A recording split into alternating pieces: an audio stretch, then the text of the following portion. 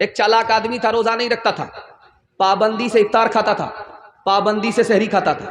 بیوی سے کہتا میں روزے سے ہوں پھلوری بناؤ، بیٹی سے کہتا تھا میں روزے سے ہوں پکوڑی بناؤ. اور جب بھوک لگے پیاس لگے تو کرتا کیا تھا؟ لنگی اور گمچھا لے کر کے دریا کے کنارے آتا اور ڈبکی مارتا، منہ کھول کر کے جی بھر کے پانی پی لیتا تھا. 99 دن چور کے ایک دن کوتوال کا.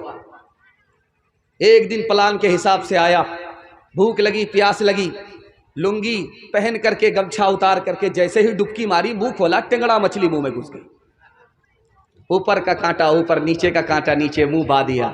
ڈاکٹر کے پاس جب لایا گیا تو کہا کس منحوس کو لے کر کے آئے ہو؟ مچھلی کا کچی مچھلی منہ میں اور کانٹا اوپر اور نیچے، بات کیا ہے؟ تب لوگوں کو سمجھ میں آیا گھوٹالا کرتا تھا، روزہ نہیں رکھتا تھا، پابندی سے افطار کھاتا تھا، اوپر سے پھٹ پھاٹ تھا، نیچے سے مقامہ گھاٹ تھا. ایک خاص بات بتانے کے لیے جا رہا ہوں. اعتکاف کے لیے 20 رمضان میں آدمی نہیں ملتا. ڈھونڈیے پورے محلہ میں کہ کوئی ایک آدمی بیٹھے، ایک جوان نہیں ملے گا آپ کو. کیوں؟ موبائل دیکھنے کی فرصت ہے اس کو، نیکی کمانے کی فرصت نہیں ہے. اب کس کو ڈھونڈا جاتا ہے؟ ڈھونڈ کر کے ریٹائرڈ بوڑھے کو لایا جاتا ہے، جو پورے محلے میں سب سے زیادہ ریٹائر ہے. اس کو لا کر کے بٹھایا جاتا کہ آپ تو فری ہیں، بیڑی پیتے رہیے گا، اعتکاف میں بیٹھے رہیے گا. اب ان کو لایا جاتا ہے. جو بوڑھا اپنا بوجھ نہیں اٹھا پاتا اس کو کرائے میں لڑ کر بٹھایا گیا ہے پورے محلے کا بوجھ اٹھانے کے لیے. مسلمانوں نے اعتکاف کا تماشا کر دیا. اور ہماری تراویح کتنے دن میں ختم ہو جاتی ہے؟ 10 دن میں. تراویح کتنے دن میں ختم ہو رہی ہے؟ 15 دن میں. اللہ کا بندہ، یہ تراویح ختم نہیں ہو رہی ہے، قرآن ختم ہو رہا. تراویح تو چاند سے شروع ہوتی ہے، چاند پر ختم ہوتی ہے. یہ ختم قرآن ہو رہا ہے. 20 رمضان سے پہلے چھٹی ہو گئی، کوئی بھی نماز پڑھنے کے لیے مسجد میں نہیں آ رہا ہے، بازار میں کپڑا خریدنے کے لیے جا رہا ہے، مسجد میں نہیں آ رہا ہے.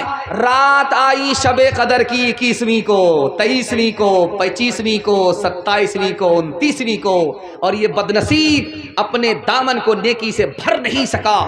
دھوبی کے گدھے سے بدتر رہا، نہ ادھر کا رہا نہ ادھر کا. ایک خاص بات، رمضان میں تراویح کے لیے کمیٹی بیٹھتی ہے، پلان ہوتا ہے. ایسا حافظ چاہیے جو ریلا حافظ ہو، ریلا، ایک دن میں دلی پہنچا دے. راجدھانی ہو، شتابدی ہو، تمام اندھوں میں کانا راجا ایک حافظ آ گیا. اس نے کہا آپ لوگ تراویح سننا چاہتے؟ کہا ہاں. کہا کتنے دن میں سننا چاہتے؟ کہا آپ کتنے دن میں سنا سکتے؟ کہا ایک دن میں آپ ہمارے پیچھے آنکھ بند کیجئے، ہم آپ کو سیدھا دلی پہنچا دیں. بولا نہیں بہت بھاری ہو جائے گا، 3 دن میں ختم کیجئے. پہلا دن آیا 10 پارے ہو گئے، دوسرا دن آیا 20 پارے ہو گئے، تیسرا دن آیا تو اعلان کیا مبارک ہو تراویح ختم. ایک آدمی پیچھے تراویح سن رہا تھا، اس کو سورہ یاسین یاد تھی. اس نے کہا پورا قرآن پڑھ دیا، سورہ یاسین نہیں آئی، ضرور گھوٹالا کیا. یعلمون تعلمون کر کے دلی پہنچایا. کہا حافظ صاحب برا مت مانیے گا، آپ لگتا ہے گھوٹالا کیے ہیں، آپ نے یعلمون تعلمون کر کے قرآن ختم کیا ہے، سورہ یاسین تو نہیں آئی. یہ سمجھ گیا میری چوری پکڑی گئی. اب یہ نکلنے کا راستہ تلاش کر رہا ہے. یہ کہتا آپ نے بالکل صحیح کہا، میں نے جان بوجھ کر کے چھوڑ دیا تھا. سورہ یاسین زندہ پر نہیں پڑھی جاتی ہے، مردہ پر پڑھی جاتی ہے. اگر میں کھڑے کھڑے پڑھ دیتا، آپ لوگ کھڑے کھڑے ہوتے تو سب لوگ گھلٹ جاتے، سب کا جنازہ اٹھ جاتا، اس لیے چھوڑ دیا تھا. مسلمانوں سنبھل جاؤ، سنبھل جانے کا وقت آیا، بہت سوئے ہو تم اب ہوش میں آنے کا وقت آیا، بہت سوئے ہو تم اب ہوش میں آنے کا وقت آیا. جلا ڈالی تھی تم نے کشتیاں اندلس کے ساحل پر، مسلمان پھر تیری تاریخ دہرانے کا وقت آیا. جہاں سے 313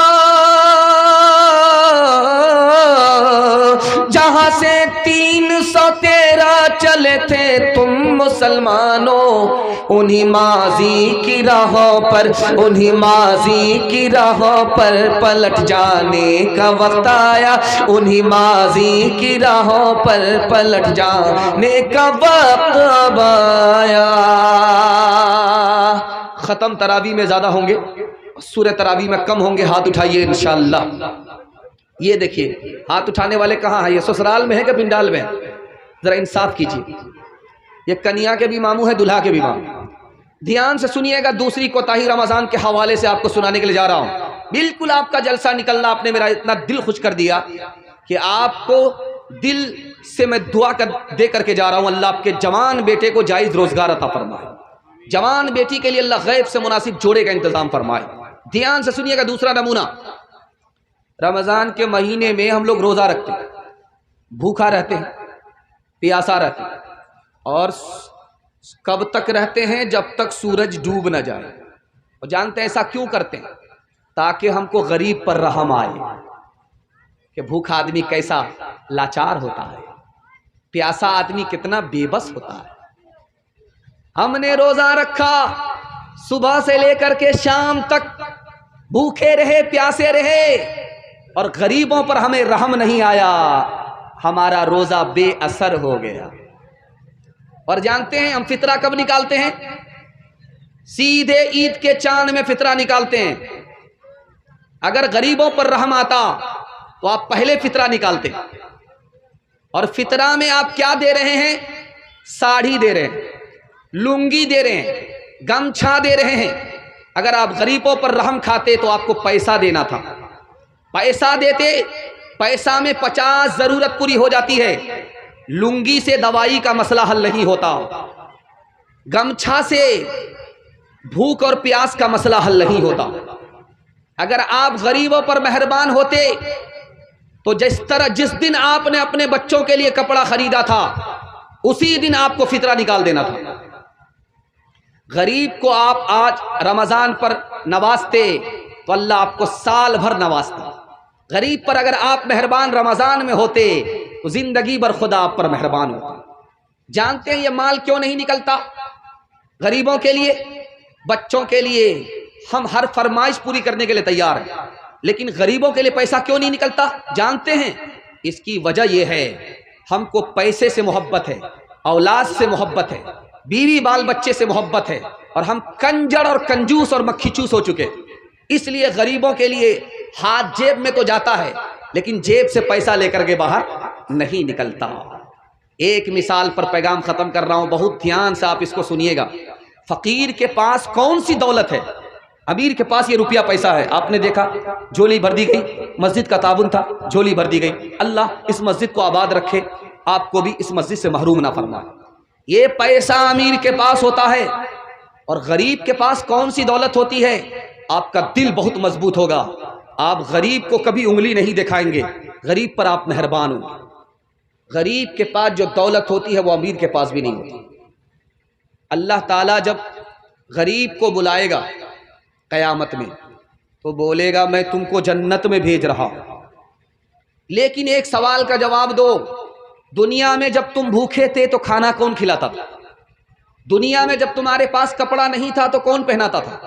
وہ غریب بولے گا ایک مالدار تھا، میرا پڑوسی تھا، میرا بھائی تھا، مجھے بھوکا نہیں رکھتا تھا، کھانا کھلا دیتا تھا، مجھے ننگا نہیں رکھتا تھا، کپڑا پہنا دیتا تھا۔